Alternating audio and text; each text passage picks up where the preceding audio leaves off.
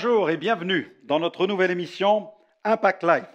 Aujourd'hui, j'aimerais vous parler de 5 bonnes raisons de croire à la guérison divine. Je ne sais pas si vous y croyez, je ne sais pas si vous êtes malade non plus, mais la Bible présente Jésus comme étant le médecin. Médecin du cœur, médecin de l'âme, médecin du corps. Et la Bible, nous introduit dans tout un flot de manifestations de la puissance de Dieu. Je dis souvent que la Bible, c'est le livre des miracles. C'est le livre, vraiment, le livre des miracles. 5 bonnes raisons de croire à la guérison divine. Un jour, on a questionné, d'ailleurs, une dame qui était utilisée dans ce ministère de guérison. Elle proclamait l'Évangile, elle remplissait de grands auditoriums, et il y avait des foules qui venaient l'entendre, et elle organisait de grandes célébrations. L'âme, le cœur de ceux qui étaient rassemblés célébraient Jésus, et au cours de ces temps de célébration, le Saint-Esprit travaillait d'une telle manière que des infirmes sortaient de leurs chaises roulantes, les médias se présentaient avec des caméras, des photographes pour saisir, immortaliser ces événements. Dieu a manifesté sa gloire pendant de nombreuses années au travers du ministère de cette femme. Dieu est un Dieu puissant, capable de faire des miracles, et quand on l'a interrogé sur le secret du fruit de son ministère, on voulait comprendre quel était ce secret. Et elle n'a pas mis en avant une certaine doctrine, elle a simplement déclaré « Je crois au miracle, car je crois en Dieu ». En effet, dès que l'on commence à croire en Dieu, finalement, toutes les impossibilités sont repoussées les unes après les autres. Tout devient possible. Tout devient possible dès que nous commençons à croire en lui. Parce que la question de la guérison divine ne dépend pas d'une façon de penser, mais elle dépend de la nature même de Dieu. Regardez, j'aimerais lire un passage qui se trouve dans le psaume 94, au verset 9. Psaume 94, verset 9. Il est question du Créateur, puisque la nature même de Dieu, c'est de créer. Si Dieu crée, il peut réparer, tout simplement. C'est lui, celui qui a planté l'oreille, n'entendrait-il pas? Celui qui a formé l'œil, ne verrait-il pas? C'est une question qu'on pose, mais si c'est Dieu qui nous a créés, s'il a créé nos yeux, s'il a créé nos oreilles, est-ce qu'il n'entend pas? Est-ce qu'il ne voit pas? Bien entendu. Si nous avons été vraiment créés par Dieu, soyons sûrs d'une chose, si nous sommes dans la souffrance et que nous nous adressons à lui, il entend et il nous voit. Un autre passage se trouve cette fois-ci dans le livre de l'Exode. Dans le livre de l'Exode, au chapitre 4 et au verset 11, Moïse est en discussion à l'Éternel. Il dit à l'Éternel, « Ah Seigneur, je ne suis pas un homme qui ait la parole facile, et ce n'est ni d'hier, ni d'avant-hier, ni même depuis que tu parles à ton serviteur, car j'ai la bouche et la langue embarrassées. » L'Éternel lui dit, « Qui a fait la bouche de l'homme? Et qui rend muet ou sourd, voyant ou aveugle? N'est-ce pas moi, l'Éternel ?» Vous voyez ce passage, mais véritablement en avant le fait que Dieu est capable de faire parler, mais il est capable de rendre muet. C'est lui qui a vraiment créé l'être humain dans tout ce qu'il est dans sa nature. Il a été créé, cet être humain a été créé par Dieu. Alors nous croyons que Dieu, ce Dieu-là qui est créateur, peut intervenir dans nos situations de souffrance à cause de sa nature. D'ailleurs, l'un de ses noms dans la parole de Dieu est Adonai Rapha, le Père qui guérit. Seigneur et Père, Adonai, c'est le Seigneur et Père qui guérit. Donc il est un Père aimant. La Bible dit que Dieu est plein de compassion. Et ce Père a envoyé ici-bas Jésus. Le nom de Jésus en hébreu, Yeshua, nous parle du salut, nous parle de la guérison, nous parle de la délivrance. Et les anges ont même dit, on l'appellera Emmanuel. Emmanuel veut dire littéralement Dieu avec nous. Ce n'est pas n'importe quoi. Le sens même du nom d'Emmanuel est très révélateur et très parlant. Jésus est vraiment Dieu manifesté en chair parmi nous. Jésus a accepté, lui qui est dans la Trinité. Il y a le Père, le Fils, le Saint-Esprit, un seul vrai Dieu qui se manifeste en 3 personnes. Jésus qui manifestait tous les attributs divins dans la Trinité, a choisi de venir sur la terre, il s'est dépouillé de sa gloire. Il s'est dépouillé de sa gloire. Il s'est rendu semblable à un serviteur. Il est venu avec de la chair et des os. Il a marché parmi les hommes. Il a accepté de vivre dans les limites d'un corps. Il a accepté d'être assujetti aux limites humaines, mais il est venu dans une totale perfection. Jamais la corruption n'a touché sa personne, jamais la corruption n'a touché sa nature même. Il est mort sur la croix sans péché pour les péchés de l'humanité. C'est pourquoi le troisième jour, il est ressuscité, parce que le péché n'a eu aucun pouvoir sur lui. Le jugement l'a frappé, il a été frappé à notre place afin que la justice de Dieu soit manifestée en lui et que la grâce nous soit communiquée. Alléluia. Il y a donc de bonnes raisons de croire en la guérison divine. C'est la nature même de Dieu qui est une évidence, une évidence. Emmanuel, Dieu avec nous. Allez, je vous propose tout de suite de marquer une pause avec True Worshippers qui chantent Emmanuel, Dieu avec nous. Alors, on veut vraiment écouter ça, on se retrouve tout de suite.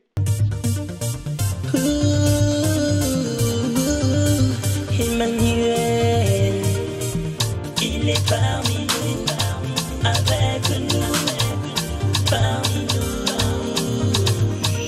Il est parmi nous, sa compassion nous a donné goût à ce qui nous semblait perdu. Gloire et honneur ne reviennent qu'à toi, Emmanuel.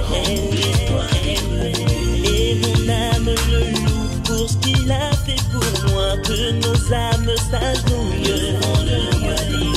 Et mon âme le loue pour ce qu'il a fait pour moi, que nos âmes s'agenouillent. Il est parmi nous, il est parmi nous, il est parmi nous. Il est parmi nous, il est parmi nous, il est parmi nous. Jésus règne, Jésus règne, Jésus règne, mais qui est parmi nous?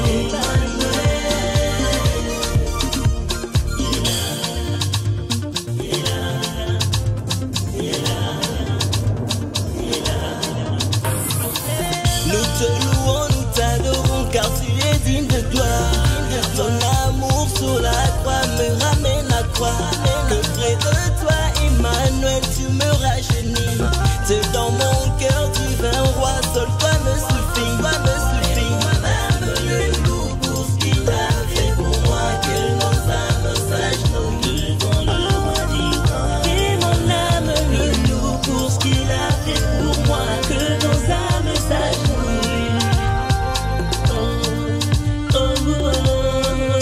Merveilleux parmi nous, il est parmi nous, il est parmi nous, il est parmi nous, il est parmi nous, il est parmi nous, il est parmi nous. Jésus règne, Jésus règne, Jésus règne, mais qui est parmi nous?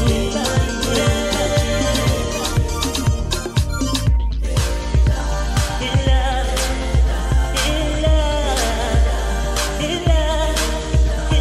Emmanuel, Jésus est là, il est là, Emmanuel.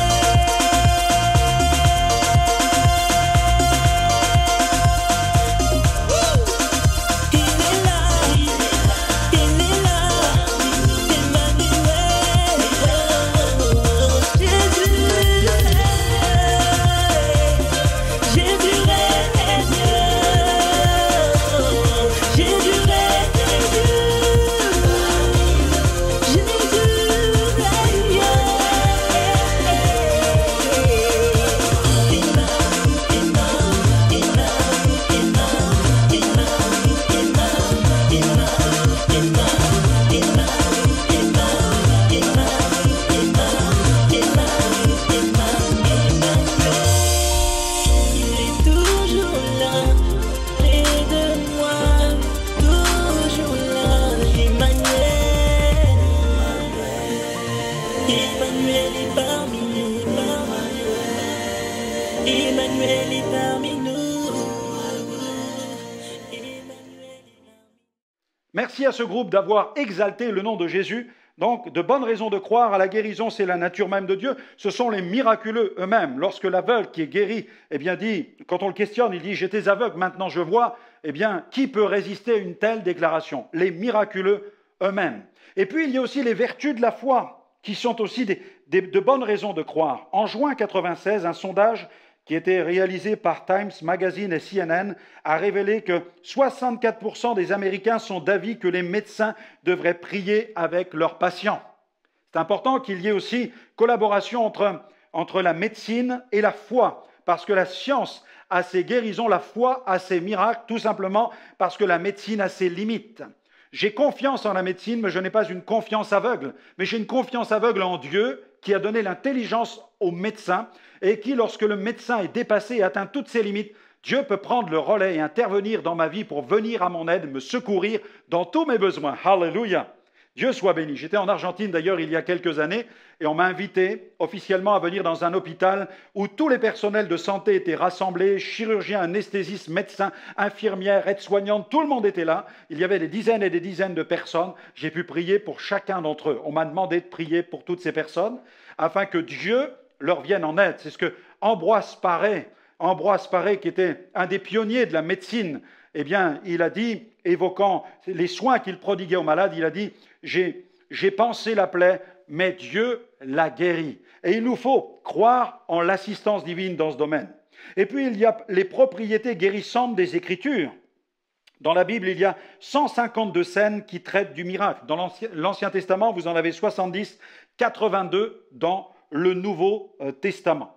Donc, nous avons des preuves de miracles dans la parole de Dieu, et lorsque nous déclarons la parole de Dieu, eh bien ceux qui entendent peuvent recevoir un miracle. D'ailleurs, je me souviens au Togo, une femme infirme déposée en bas de mon estrade. Ce soir-là, je prêchais la parole et j'ai pu assister au miracle. Toute la famille nous a dit qu'elle était incapable de bouger ni ses jambes ni ses bras depuis des mois. Et alors que je prêchais la parole de Dieu, la vie de Jésus est entrée en elle et elle a commencé à bouger le bout de ses pieds. Je pouvais apercevoir la couverture qu'on avait placée sur elle qui commençait à se mouvoir. Et après la demi-heure de ma prédication, j'ai vu cette dame se lever, marcher devant 8000 témoins dans ce quartier de Totsi au Togo. Dieu est un Dieu tout-puissant qui est capable de faire des miracles au travers de la puissance de la parole de Dieu. Et puis il y a le mandat de Jésus qui nous a été communiqué, qui est une autre bonne raison de croire en la guérison divine. Il a dit à ses disciples, dans Marc 16, verset 15, « Allez par tout le monde, prêchez la bonne nouvelle à toute la création. Celui qui croira et qui sera baptisé sera sauvé, celui qui ne croira pas sera condamné. Voici les miracles qui accompagneront ceux qui auront cru en mon nom. Ils chasseront les démons, ils parleront de nouvelles langues, ils saisiront des serpents s'ils boivent quelques breuvages mortels. Il ne leur fera point de mal. Ils imposeront les mains aux malades. Les malades seront guéris. » Le Seigneur, après leur avoir parlé, fut enlevé au ciel. Il s'assit à la droite de Dieu. Ils s'en allèrent prêcher partout. Le Seigneur travaillait avec eux et confirmait la parole par les signes qui l'accompagnaient. Amen. Je prie pour vous, cher ami. Seigneur, tu vois les besoins et nous voulons goûter à ta guérison. Seigneur, touche maintenant ce corps malade qui nous écoute, mais aussi touche cet esprit qui a besoin d'espérance. Là où vous êtes, invitez Jésus, dites-lui, Seigneur, sauve-moi, sauve mon âme, transforme ma vie, je te donne ma vie et je veux découvrir maintenant le contenu de ta parole au nom de Jésus. Amen. Amen. Gloire au Seigneur. N'hésitez pas à nous retrouver dans d'autres émissions, vous pourrez redécouvrir ce merveilleux contenu de ce miraculeux évangile. Que Dieu vous bénisse.